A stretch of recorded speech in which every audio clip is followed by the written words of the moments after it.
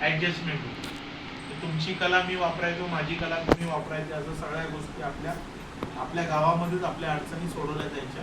आणि त्यापेक्षाही काही चांगल्या गोष्टी शिल्लक राहत असेल तुमच्याकडे तर ते तुम्ही सगळं कुठे घेऊन जायचं, मार्केटमध्ये घेऊन जायचं. आणि त्या मार्केटमध्ये सगळा लिलाव व्हायचा, विक्री व्हायची आणि त्याची काढणाऱ्याचे पैसे मिळाले. हे आपण आज नाही करत, हे परंपरागत चालत आलेलं आहे.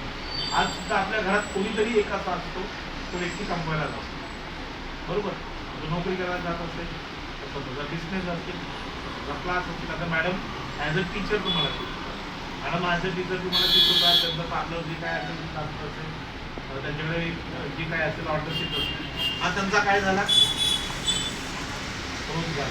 आता प्रत्येक कुटुंबाचे व्यवसाय, आता एकाच कुटुंबात अनेक व्यवसाय असणारे लोक. आता मॅडमच्याच कुटुंबात बघा, एक जण इंजिनियर आहे, एक जण CA झाली, एक जण हवाई सुंदरी मराठी हवाई सुंदरी एअर होस्टेस, बरोबर आहे.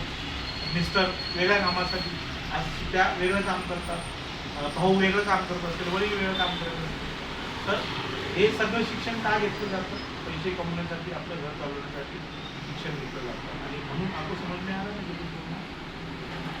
इंजिनिअरिंग होता